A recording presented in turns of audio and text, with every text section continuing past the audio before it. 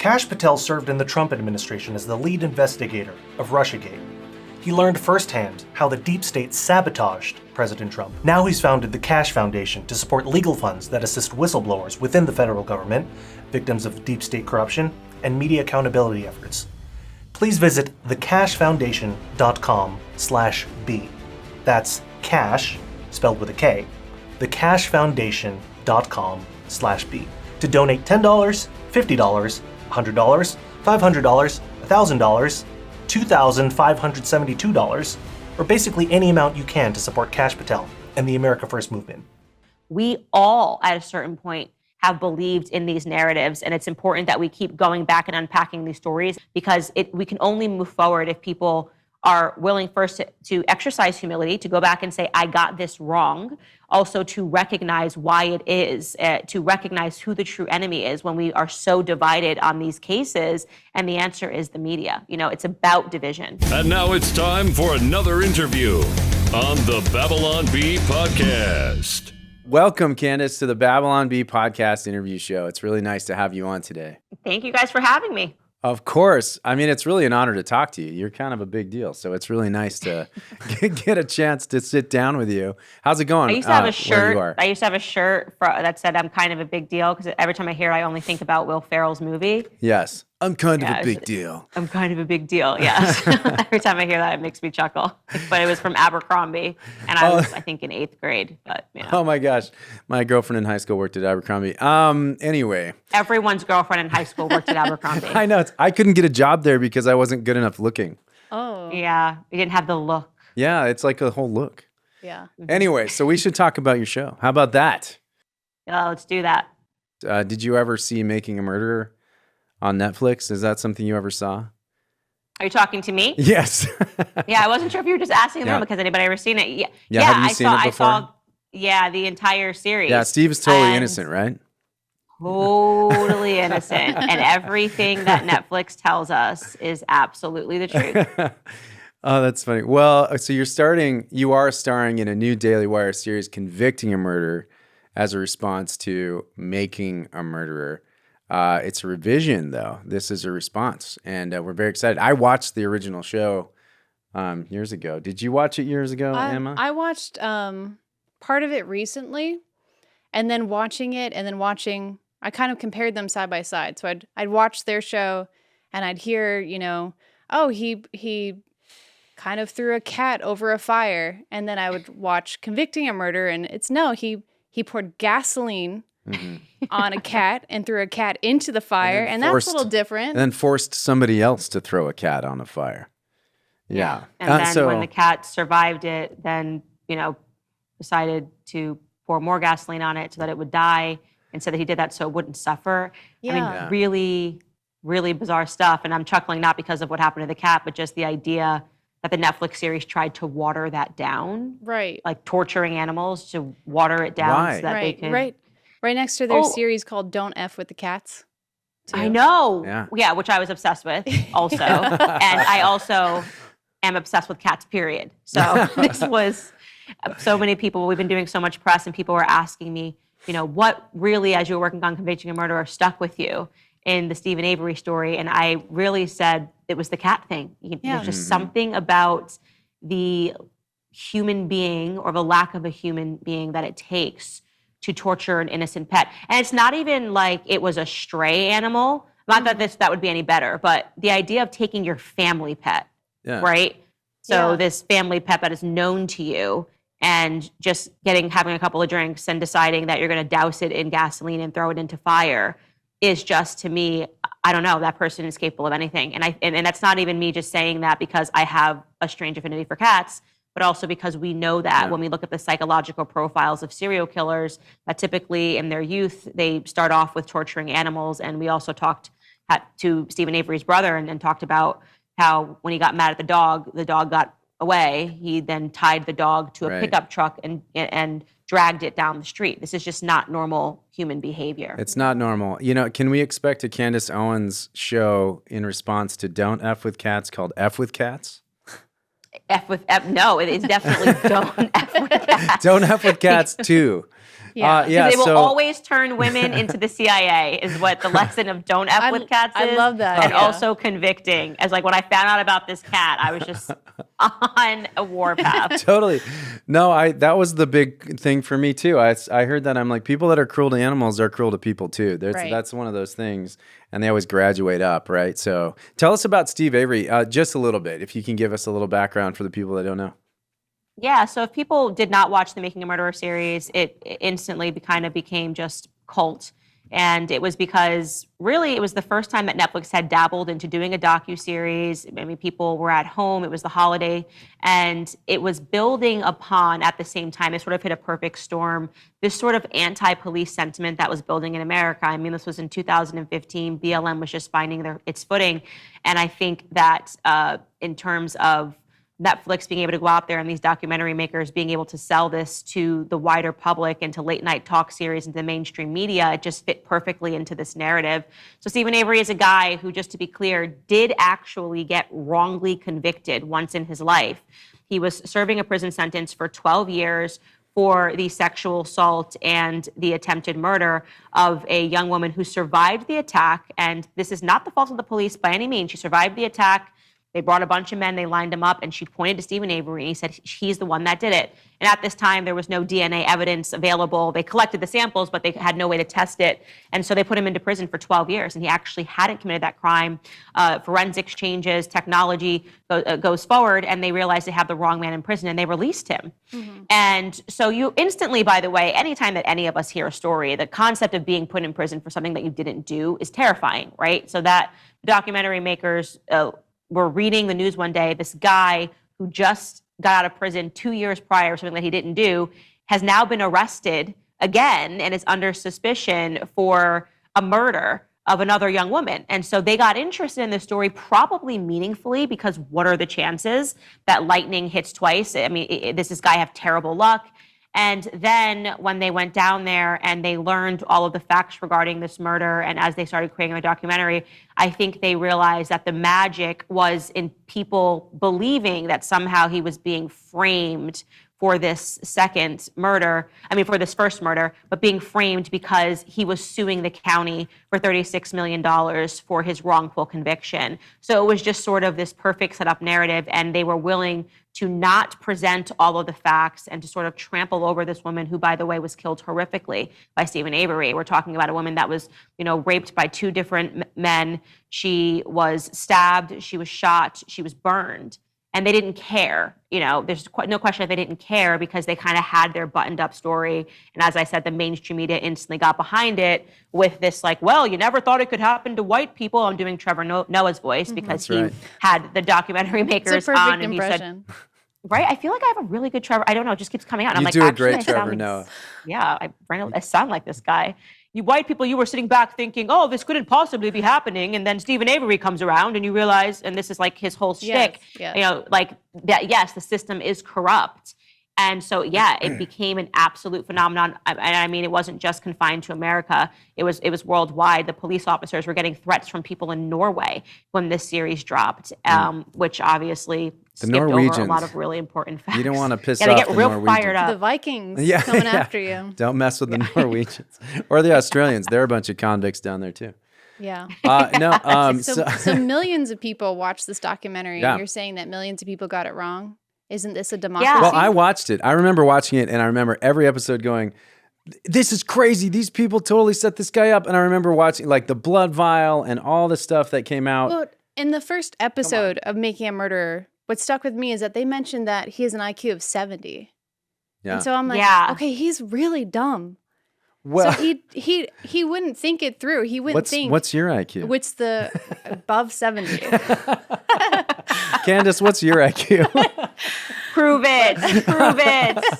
I hope it's above 70. Right now. Do you guys know your IQs, by the way? No, I don't know. And I don't want to know because I'll be ashamed about it. But does not knowing your IQ make 70. You low IQ? Yeah. I don't know. I have street smarts, so it makes up for it. I'm good at spatial relationships. Anyway. But people who are dumb don't think through potential consequences. So it makes more sense that he just got out of prison, and 2 years later he's going to do something in the moment that satisfies a terrible urge. But he's not thinking, okay, I'm going to go back to prison. Even though I just spent 20 years or 18 years in prison, 12 of those years for something that he didn't do. So that kind of, frames it as that he could potentially be the guy. I don't know. But that's actually funny because people don't consider that.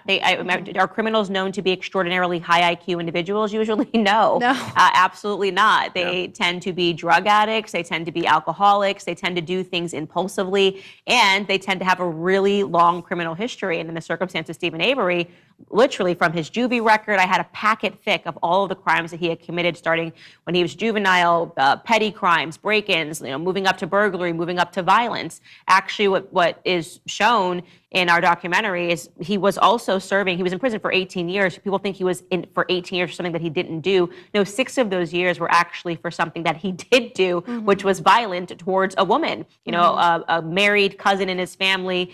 He got his rifle, ordered her out of the car while she had her toddler in her car, told her to get in because he heard that she was talking smack about him. Is that the normal behavior of a person that has a high IQ? Do you go try to kill someone because they're, talking smack about you? And he ended up getting 6 years for that. She fortunately survived because she had the toddler in the car, and she begged and pleaded with him to just let her drop the toddler off before he was going to abduct her and take her wherever. And he had a second thought and turned around because he didn't expect this disruption in his plans. But and we talk about his history of abusing women. And so all of these things and showing the audio, even of his family. You're talking about a family that has a steep history of pedophilia, of incest that was going on in that family, and showing their arrest records, whereas Netflix decided to present them as this loving family that was just so happy to have their uncle, brother, sibling back. That's far be it. Yes, it is correct. These are low IQ individuals. That does not accept them from this crime. As you mentioned, it actually further points the finger that people do things when they're not very smart. Criminals tend to be very low IQ because why would you think you could get away with these things unless you are exceptionally low IQ? So, Candace, I have a question for you. What's with Wisconsin? Why are all these people in Wisconsin? That's what I want to know. It's really cold in the wintertime. And I get angry when I'm super, super cold, and maybe it has something to do with that.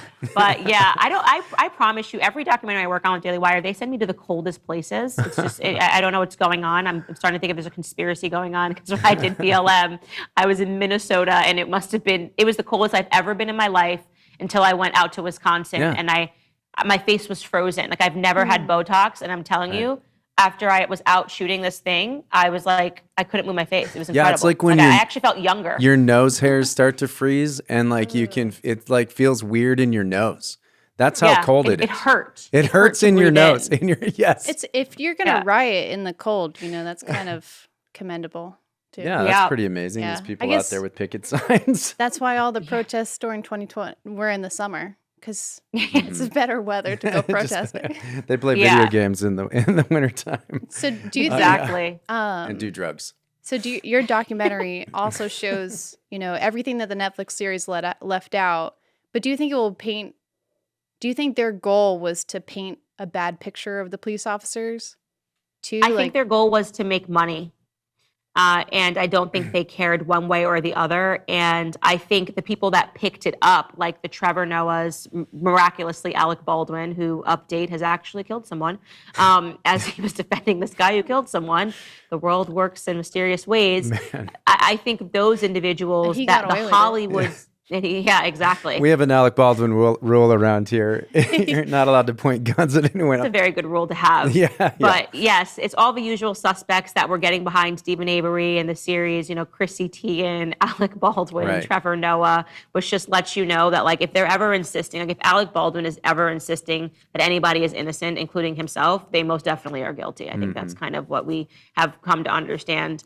But what's really sad to think about, though, is that this woman, like I said, was horrifically killed, and then her family was stalked and harassed because celebrities and late night talk show hosts were feeding this conspiracy theory. I mean, people thought that she was still alive. I mean, wild conspiracy theories, which we show in the docuseries, that she was like one with the cows, that they could use the cows to trace her to Mexico. I mean, they were writing love songs and sonnets, and he's got, I mean, boohoo, people crying outside, women that wanted to marry him, marry his nephew, Brendan Dassey. He's got fiancés. He's the man in prison. They turned this man who is such a despicable, contemptible human being, really, truly the most contemptible human being, which I think we illustrate very clearly in this docuseries, into a celebrity, you know?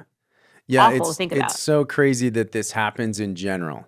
I think when we turn these really bad people and women are writing them letters and, you know, wanting to get married and, you know, all these types of things. There's always that, you know, even Ted Bundy or, Right. you know, all those people in prison, they always get love letters. Yeah. You know, They do. It's sure those bizarre. women Alex also have Murdaugh. low IQs. Yeah, exactly. The people probably also have low IQs, and they're just emotionally persuaded. And I think what was interesting to me about this particular case was it wasn't divided along political lines. It wasn't like, oh, the left thought this and the right thought this.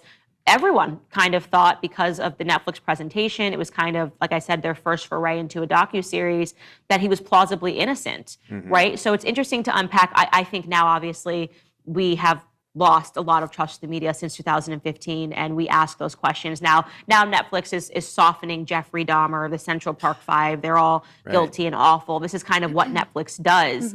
But it is interesting to re-examine propaganda that we all fell for, to go back and to say, wow, how long has this really been going on? And how long have media companies like Netflix been being used as a propaganda arm, you know, to push a political philosophy of the day? And I think the answer is forever. It's why they become so big. Well, it seems like in the last maybe 10, 15 years, there's been a retooling and retelling of stories of villains, like recasting villains as sympathetic figures, even in Disney stories. So it starts like with Maleficent and, you know, these kinds of movies where it kind of, oh, well, you don't understand her situation. Wicked. She isn't evil. Right. She can't be evil because evil doesn't exist, She's right? too Isn't like the beautiful greater to be evil. Right. Well, she is beautiful. But the philosophy though is that evil doesn't exist. It's only as a result of your circumstances, so they can justify all kinds of bad A behavior. Joker. Yeah. You know, he's just lonely. Oh, he's just a lonely kind of. And the girl doesn't like Yeah. him back. And that's, you know, sad. There has been this sort of recasting as the villain, as the hero, and the fact that there's still an appetite for it. You know, my first documentary was on George Floyd, and what I said from the very beginning is true. You can say that you think police officers did some things wrong, whatever you want to say about that, but you should also think that it is completely inappropriate that children are walking around with George Floyd on their shirts like he was Jesus Christ, that people were getting baptized in George Floyd Square, knowing what his history was, knowing how many people he victimized while he was alive, knowing how horrific and violent those crimes were. What are you doing? You know, there's no reason to do this. You should be stopping short of this. But there is this really bizarre psychological phenomenon that's happened, and it is truly, you can pinpoint the media as having been around it, that people want to support criminality. They want to believe that the victims are the oppressors, which is completely crazy. Yeah, it does seem like it's sort of it's the pathologizing of sin.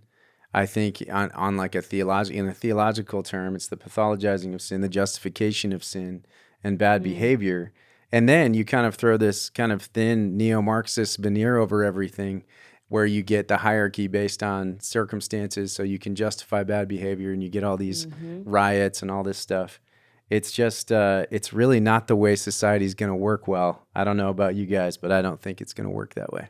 Yeah, I don't think that something happens in Minnesota and I just have a right as a Black person to just like burst into Target and grab a flat screen TV, right? Right. But not only do people say that I do have that right, that's being reinforced in the media. The media is saying, oh, well, they're just upset because this person died. I mean, it's like, that's crazy. And what that does is it produces more criminals, because you're telling them that it's not their fault, that their bad behavior can eventually be justified, that the villain can eventually be understood. And we're in a deep rut. So it's always been important for me to sort of unpack that in everything that I do. And people were like, why'd you get interest in this project? You know, because this has been going on for a really long time. And I think for the first time, people are beginning to wake up to how easy we all can be manipulated. And I say no one is above it. There are things that I found out recently that I believed my whole life. One instance being the Matt Laramie Project, which was such a propagandist effort when I was in high school. I actually thought Matt Laramie was killed because he was gay. Right. And then Matt Walsh sent one tweet and like completely blew my mind. And then I looked further into it and I was like, are you kidding me? I had no idea he was like a prostitute, that it was a drug deal gone bad, that they wanted crazy. There's an entire play about it. Isn't there's a musical? Yes, it was in my school when I was in high school. So we were brainwashed that this kid was just killed simply for being a homosexual. But again, they seized on something that happened and they said, how can we further our political agenda, our LGBTQ agenda? And that's what happened with the Matt Laramie Project. And so I just woke up to that literally this year. I had no idea. So my whole life, I bought into the Matt Laramie Project. So when I talk to people, I'm like, I'm not saying this as if, oh, I'm just so smart and above you that I can see through the cracks. We all, at a certain point, have believed in these narratives. And it's important that we keep going back and unpacking these stories, as I did a whole episode of my podcast on Matt Laramie. I was committed to the George Floyd, showing everybody the truth about how much fentanyl he was on that day and his past criminality, because we can only move forward if people are willing first to exercise humility, to go back and say, I got this wrong, right? And I'm willing to say that I was wrong and move on, but also to recognize why it is, to recognize who the true enemy is when we are so divided on these cases. And the answer is the media. It's about division. And you're not allowed to take time and think about it. George Floyd happened and you weren't allowed to, research or take times. It was post a black square or you're racist. Post something, put your hashtag out. Otherwise, you're racist immediately. Or you wouldn't think it through if it was a white guy. It's like, okay, well, I'm thinking it through with Stephen Avery. So, but that's not justified. Yeah. You're not the only one. one. That's part of it. It's like the figurative gun to your head when these things happen. Right. Now, I'm interested to know, this is one of the things about the show that I thought was fascinating. And I think in the original series, it was kind of the linchpin of the whole story. The placing of the blood, the bullets, all that kind of stuff, the key. These were strange things. And like, I didn't watch the entire series, so I watched like half of it. And so I want to know what you think about those things. I don't know if I want to give it away. all of it.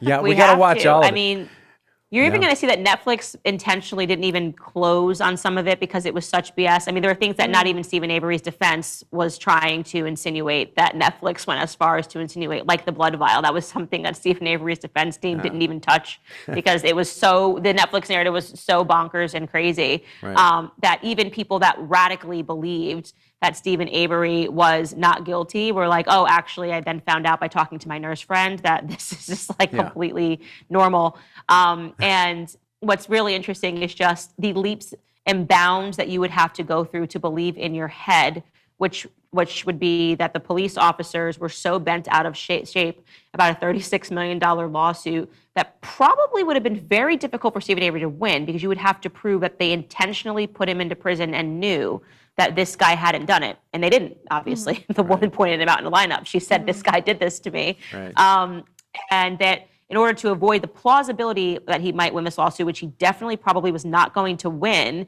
that they decided to kill a woman, right? Or as soon as a woman that they found out was killed, they grabbed her body, planted it on the Avery property, found some of his blood. I mean, it's a lot. It's a lot that had to happen in 24 hours. That's pretty crazy in this tiny little town in Manitowoc County, that these police officers would engage in all of this because they just were like, I don't even want to see this lawsuit see the light of day in court.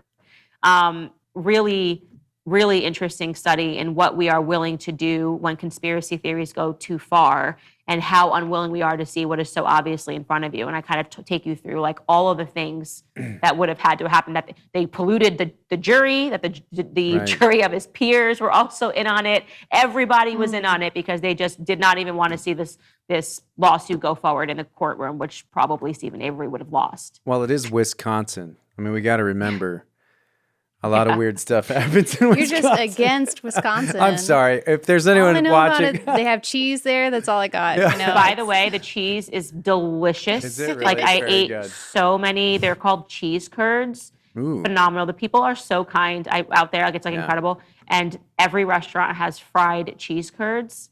And I ate way too many. I was very happy eating the cheese curds. I'm like very pregnant right now, and I was pregnant when I was shooting this.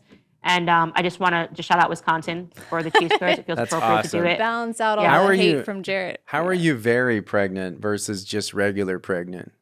Yeah, very pregnant just when like you're past 30 weeks. Then Oh, you're like, I "Yeah, I'm see. very Okay, I got pregnant." you now. Yeah. I got Then you you're now. just pregnant when like you're just, the rest of the time, like early on, you're just like, I'm Yeah. pregnant. But very pregnant when you trip past 30 weeks, suddenly like you put a very there. Well, let me just say this too. I do apologize to Wisconsin folks. I love you, and I think Yeah, you're amazing you're a people. Wisconsin hater. I am No, not. they don't want you I back. am not. I just They don't wanted want you to back. ask those questions. I do have a question for you though. What for you personally is the absolute craziest part of this story? The cat. The That's cat. it, again, I don't that's know. I'm a crazy cat lady, whatever. I love cats, but the cat thing was absolutely bonkers to me. And there's way more violent things that he's done, which we unearthed. But I don't know. I am sticking to the beginning of what I said. It's the don't F with cats Yes. thing with me. And I think a lot of people out there will feel that once they see this. You're just Yes. like, nope, put him away. He did it. Yeah. I don't need to see any more evidence. Yeah, what a jerk, man.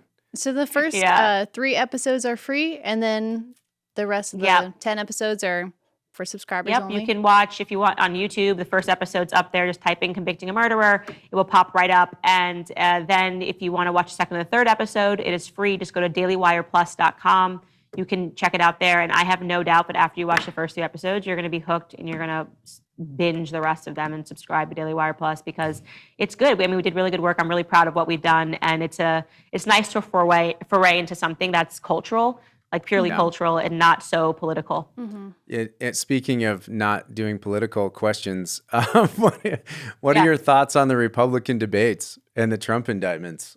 I actually went to the Republican debates. It was fun. I always can say I did not expect it to be that fiery with people that were on stage. They were all throwing. I mean, I didn't expect Pence to get all fired up and go after Vivek. I mean, it was wild. What do you think of Vivek? I like Vivek. And it's funny because I had him on my show. I offered every opportunity for every candidate to come on the show. Vivek is working harder than anybody else in the field. There's no question. He's doing every single podcast, big and small, really trying to get his name out there. And he was polling at less than 1% when I had him. Didn't know what to think about him. And I genuinely felt so refreshed by the conversation. It was just something different. And I think I was getting a little bit of fatigue in the Trump versus DeSantis war. And I just not been interested in it. It's just really, to be honest, it's gotten very nasty. And I just he can't came get on enough here. personally. I can't get enough of it. It's just, we're either one way or the other. I'm just like, goodness, okay. I mean, and it was it's happening. a win-win either way, in my mind. You know, if We're DeSantis lousy. wins, We're if lousy Trump with choices. wins, that to me is a win-win. I like that Chris Christie was there. I don't know why he was there, but it was fun But I to liked watch him there. He was a like, cartoon character. Yeah. I always have Chris to Christie remind had to be myself there. he's a man. I always Yeah, he is a man. it's just there's something about him Christie? where you're just like, Chris Christie needed to be there. He needed to Why be are you yelling. Yeah. Yeah. I don't know why did- you're here, but I'm glad you're here. Yeah, because he was fun with Vivek. It was like, Yeah. he was the only one who was a funny bone. Yeah. You know? He was kind of funny. Yeah.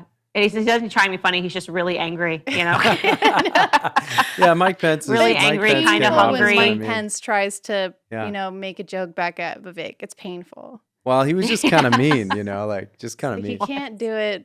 He looks like Buzz Lightyear. I don't know why he's running too, but Yeah, I was very surprised by Pence's attacks on Vivek. It did seem like he was saying everything that DeSantis wanted to say in a weird way. I was like, did you guys team up and go all right, you say it, I can't. I don't know. But I thought in the absence of Trump that they would be quite boring or maybe not boring, but academic, I think is probably a better word for it. And it was just bombs the entire time. It was amazing. I absolutely loved it. Yeah. It was just like a rap battle. It's a rap the whole battle. time. oh man, That's a great idea Yeah. for a You should sketch. do right? that, Yeah, yeah. that's a good idea for a sketch. It was great. It was Republican great. I rap loved it. battles. Gosh, that's amazing. So I do have a question too. Are you going to ever run for president? Because I think you'd make a great president. I Personally. think right now I'm running after toddlers. I'm going to be joining the 3 Under 3 party. I like what I do. I like that my life is here in Nashville and Tennessee. I don't have the ego for politics right now. I should say either the ego or feeling like if the country had absolutely no options, that it would be a sacrifice. And I very much view that as being a sacrifice, where I think everybody else is in it because they just like want their name on the ballot. And I don't have that ego. So, but if I really thought there were no other options and I needed to step up and serve my country, I would do it. Yeah. But right now, I'm very happy as a mother, a wife, a podcast host, getting into culture. And I think that I'm more impactful influencing culture. I think it's more impactful for me to be a voice that's on social media than if I was, in the White House. So, Well, we're in a cultural war, and I'm writing culture. So you're absolutely doing that. We're part of that war, and we're loving it, and we love what you do. We're huge fans over here at the Bee, and we really, really appreciate you coming on today and hanging out with us. Looking forward to this. Convicting a Murderer, guys. Check it out. It's going to be a great show. We've seen a big part of it, and it's really great. You guys are going to love it. It's just going to be like the first time you watch the documentary and you're like, I got to see one more episode. I got to see one more episode. So go on there, become a Daily Wire subscriber, and subscribe to the Babylon Bee. But anyway, thank you guys. Thank you so much, Candace, for coming on. It's such an honor to have you. Thank you guys so much for having me. I'll see you guys next time.